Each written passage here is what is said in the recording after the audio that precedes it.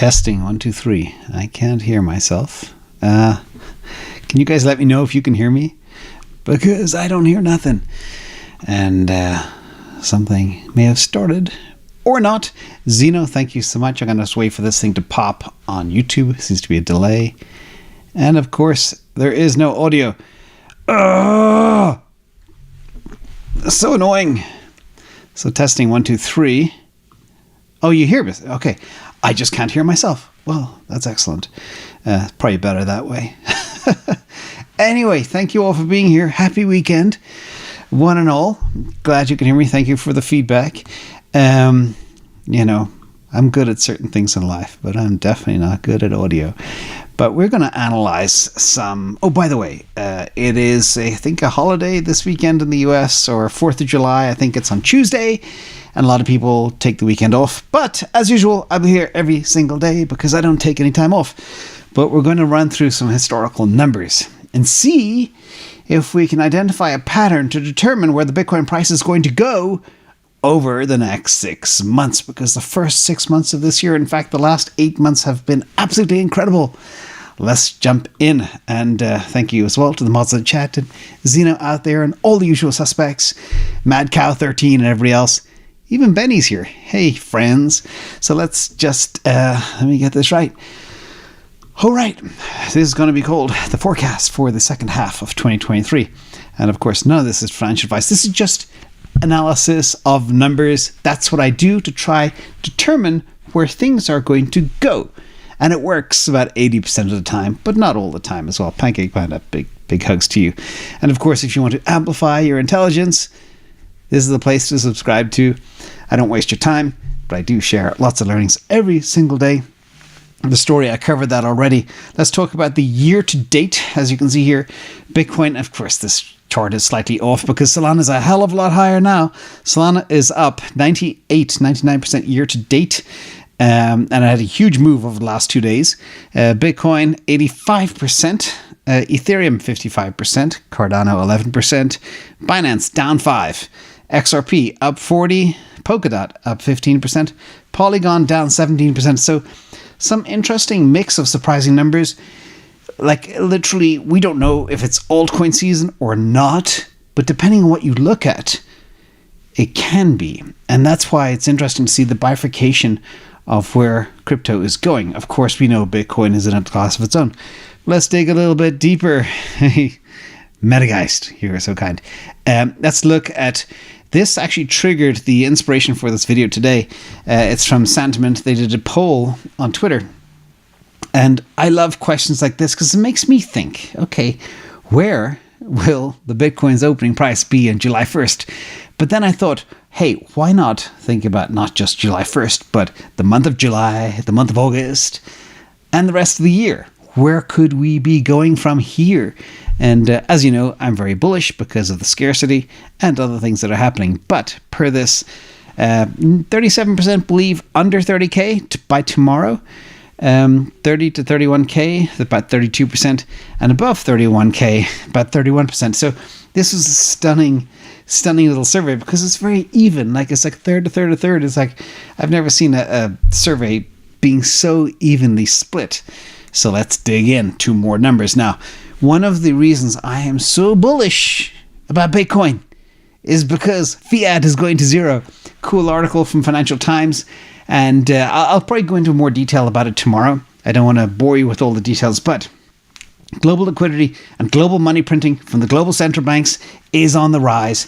It's going to continue. Simple little fact point. The US Government Budget Office expects to print at least 2 trillion more a year for the next 10 years. Okay, 10 times 2, 20. Debt already 32 trillion. I mean, debasement is guaranteed. So get hard assets, ladies and gentlemen. So that's that. And also, this was a cool survey from Coinbase Pro. No, not Coinbase Pro. CNBC Pro. Sorry about that. Coinbase. Got Coinbase in my head. Oh, I know why. Because I was trading earlier today on Coinbase. But here you can see most investors believe we are in a new bull market. The S&P 500 is up over 25% already in the last 8 months. Of course, it's a new bull market, but the survey is interesting, and I tend to believe when everybody kind of agrees one way, it's kind of not the direction where things are. But this was interesting, and in this survey it found that 61% believe we've entered a new bull market, 63% believe we are in a new bull market, 17%, only 17%, we know a lot of those bears around YouTube as well, believe we're in a bear market. And investors are very optimistic about the future. And again, I'm optimistic because, as I mentioned, money printing, liquidity, raises all boats, okay? It's not hard to understand. But there are people stuck in this bear thing where they think, well, economy's ugly and interest rates are high and blah. It doesn't matter. It's all follow the money, follow the liquidity, as I've been saying since day one. But anyway, the same survey found a huge amount of people optimistic. What else is in here? I don't really remember. But anyway, that's positive. Very few believe it is a bear market rally, 39%. But you can't have like a 40% move in the NASDAQ and say, oh, it's a bear market rally. 100% plus across so many cryptos year to date. It's funny. Anyway, bull market it is. And what's driving it? Well, that's the whole boom GPT, the AI gold rush, whatever you want to call it. And there's a little cool chart here from Bloomberg. And trust me, we'll get back to Bitcoin in a minute. But the AI has sparked the biggest tech rally in the last 2 decades. That has floated both the NASDAQ and the S&P 500. But unlike 1999, etc., the stuff that I've lived through, this is very real. You know, back in 1999, 1998, there were companies that promised that the internet would revolutionize how they deliver pet food and stuff, groceries and stuff like that. Today, AI, in the space of a few weeks, was real and empowered everybody overnight. That's why this time is also very different. But a lot of people are struggling to wrap their heads around exactly how to value such exponential disruption. And that's the challenge. So if you ask people like me, how is NVIDIA justified at crazy rates, which are similar, actually the rates, I can't remember, I think it was either Sun Microsystems or Cisco were trading at something like 200 times earnings way back in 1999. Well, NVIDIA is at the same level right now, but they just need to sustain growth, earnings growth at 35% for the next 8 years to justify those ratios. And that's the other big difference. So let's jump in to Bitcoin news. Exciting. So these are, first of all, negative correlations from K33. Bitcoin correlation has now gone negative against both the NASDAQ and the S&P 500. So they are inversely correlated, and that's great. So when we see things like a banking crisis happen or some other proverbial hits the fan, Bitcoin doesn't fall, or threat of a war or a mutiny or a coup or whatever. Bitcoin stays strong. Sometimes it goes up. So that is an extremely good sign. And that's something, you know, we wanted Bitcoin to be for the very longest time, like a true risk-off asset. And here we are. Now, let's dump into a whole bunch of numbers. And I've cut this every single which way. So we're going to look at Bitcoin monthly returns. And then we're going to break it out by the type of kind of epoch time frame we're in, whether it's a pre-halving run or if we're breaking history with performance. So bear with me, and I'll summarize this as well as we go back. So it might be a little bit dizzying to see. But first, the big takeaway you can take from this, these are the actual returns per month, average returns.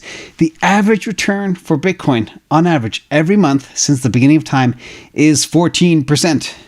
A lot of people still get excited about, oh, wow, I can now get 4.5% of my money if I invested for a year. But Bitcoin has pumped out 14% returns for 14 years. Anyway, pretty impressive, but that's not what we're interested in. We're trying to figure out exactly what type of situation we're in right now. Let's look at Bitcoin monthly returns when 5 of the first 6 months are positive. Now, I do a lot of this. I did a lot of this in the first 5 days. I'm very big into 5s and 3s and patterns. And I did this at the beginning of the month. And I knew when the first 5 days of this year were positive that we'd have great results. And you guys may remember that video. But here, this is another interesting angle. What happens when the first 5 of the first 6 months in the first half of a year are positive for Bitcoin? That's the question I asked myself, and that's the question I'm going to answer for you today. So there are only, first of all, 4 years that start with 5-6 positive, and they are 2011, 2017, 2019, and 2023. We are making history. So my question to myself is, what happens when this year, at the end of this year, after we had the first 5-6 positive? And that's kind of crazy. But these years, when the first 5 of the first 6 months are positive, the average monthly return is 29.5%. So that's already way up there. That's good. And we've had crazy returns so far. But let's go a little bit deeper. Let's look at pre-halving run years and analyze the returns for those guys. So these are 2011, 2015, 2019, and 2023. For those of you who remember back to May 2020, that's when the halving happened in the last cycle.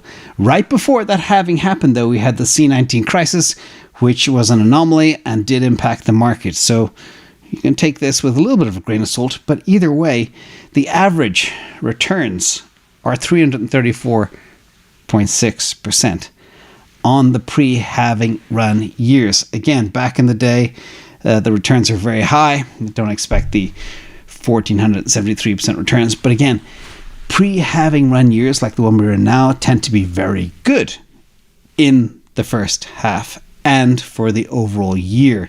Hi, Marina. Good to see you. Have a good long weekend as well. Let's look at the average monthly gains in the second half of pre-halving run years. This is interesting. And this, unfortunately, is negative 3.24%. You can see here, 2011 averaged about minus 13.24%. Remember, I'm only looking at the gains for the second half of the year after the first half of the year for the pre-halving run years. 2015 was 9.71%, and 2019 minus 6.1%. So the average is a minus 3.24%. So that's not necessarily good. But what happens if you have 5-6 and it's a pre-halving run year? Well, things get interesting. So here you can see it does flip. So if you look at 2011, 2017, 2019, you can see how the 2011, the result was minus 13.24%, 2017, 35.65%, and 2019, minus 6%. But average is a positive 5.41%. Again, these are monthly averages, not for the 6-month period. And that is extremely positive as well. So where do we go from here? First of all, we're going into July. People are asking, what do you expect to happen in July? Should I wait for a dip? Or should I buy in or DCA in now? Of course, I can't answer that question, but I can tell you the history. And that is July, historic average return is 8.34%, which is crazy, crazy good. In fact, let's look at, if I had this here, this is the annual returns if you're interested. Annual gains for Bitcoin going back in time. I forgot to call this out. 2009, 0%, 2010, 10,000%, 2011, 1,500%, and then 2012, 200%, 2013, 5,500%, and then bear market 2014, minus 58%. That was the first big one.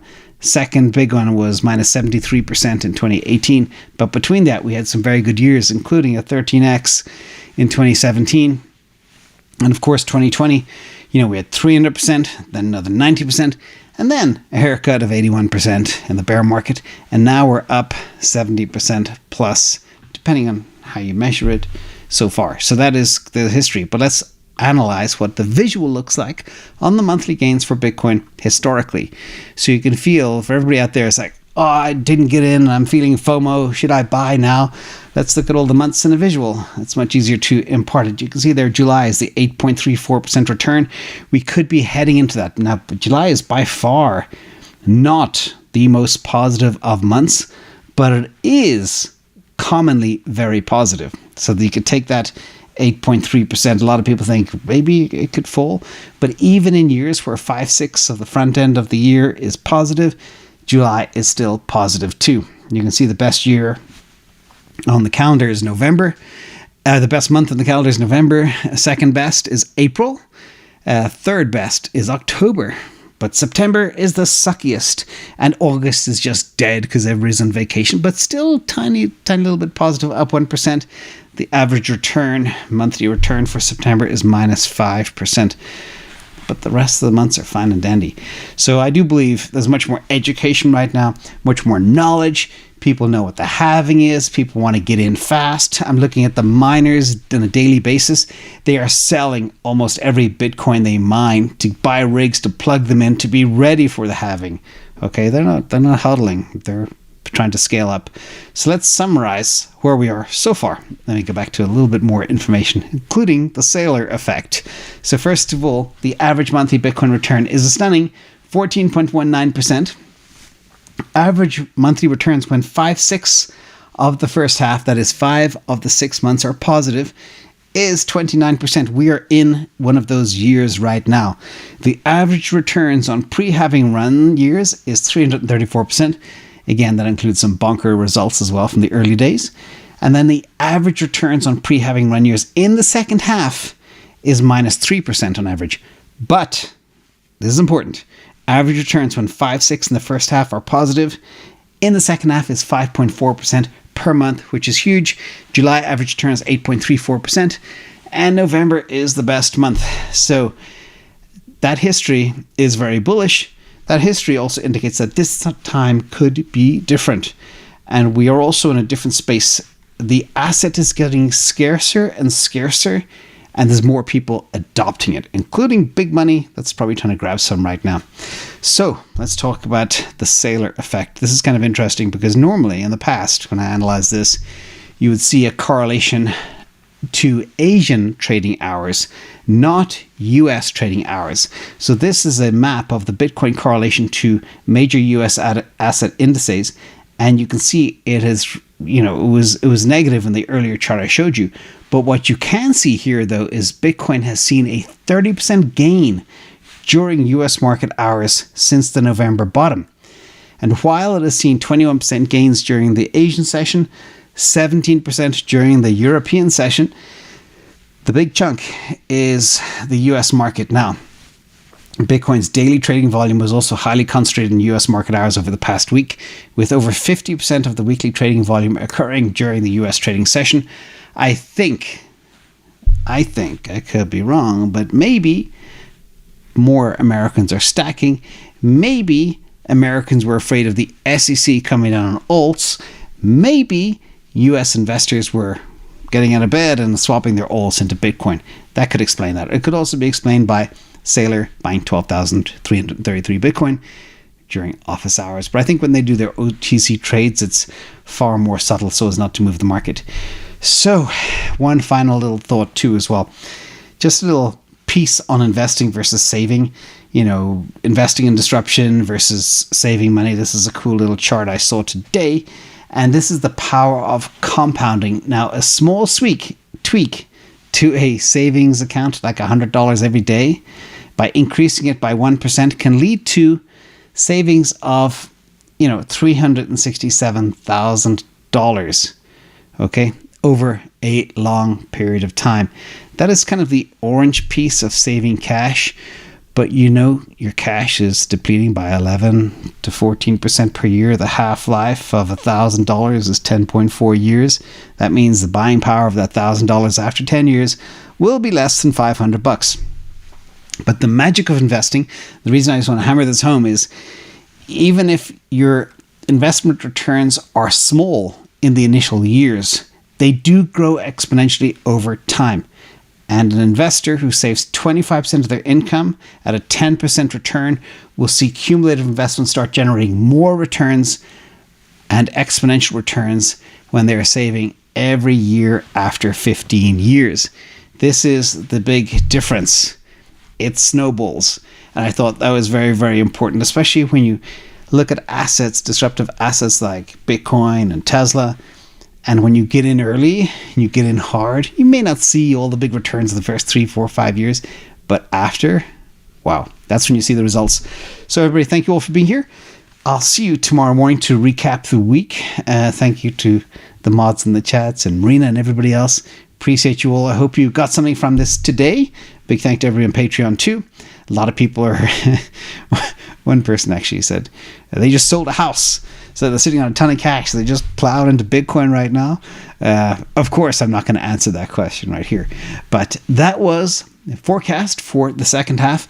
If history repeats, that could be where we're going to go. Either way, I am so excited for the next year and a half. So stay healthy, everybody. Rusty Bot, I see you out there. And everybody else, thank you all for being here, and I'll see you tomorrow. Bye.